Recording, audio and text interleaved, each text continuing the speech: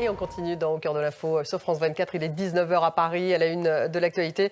François Bayrou qui a repris ce matin ses rencontres avec les différents partis politiques.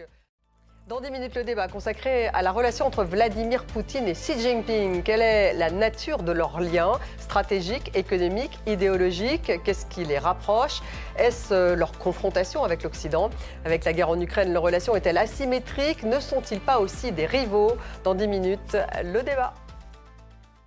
Politique française avec le chef de l'État Emmanuel Macron qui a réuni ce matin les chefs du camp gouvernemental pour un déjeuner, et cela donc à 6 jours d'une probable chute de François Bayrou.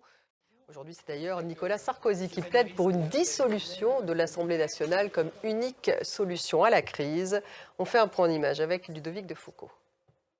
Et puis à Marseille, un homme est soupçonné d'avoir blessé 5 personnes au couteau en plein centre-ville. Actualité au Proche-Orient avec en Israël des dizaines de milliers de réservistes de l'armée qui ont commencé à prendre leur service avant la nouvelle offensive prévue dans la ville de Gaza. Netanyahou veut accélérer malgré les avertissements de ses hauts gradés. On fait un point en image. Et puis la Belgique va reconnaître l'État de Palestine à l'Assemblée nationale des Nations unies au mois de septembre.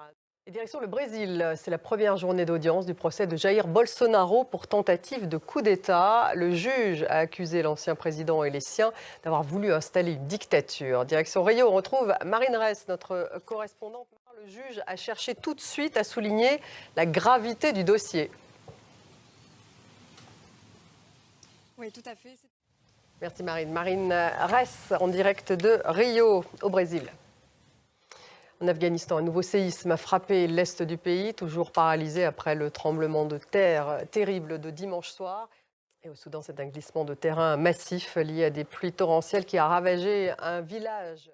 Direction la Chine, où Kim Jong-un est arrivé à la gare de Pékin. Le dirigeant nord-coréen, vous allez le voir, est invité demain, lui aussi, au défilé militaire organisé par le président chinois. On en reparlera dans le débat dans quelques minutes. Direction le Japon, une vidéo a été créée avec l'aide de l'intelligence artificielle afin de montrer l'éruption du mont Fuji. Elle a été diffusée par le gouvernement pour sensibiliser les Tokyoïtes à cette menace. Agnès Giraud-Carlier. Merci de nous avoir suivis. Restez avec nous. Tout de suite, le débat il est consacré aux relations entre Xi Jinping et Vladimir Poutine qui sont ensemble au nord de la Chine, à Tianjin. Quelle est la nature de leurs liens stratégiques, économiques ou encore idéologiques? Qu'est-ce qui les rapproche? Avec la guerre en Ukraine, leur relation est-elle asymétrique? C'est tout de suite.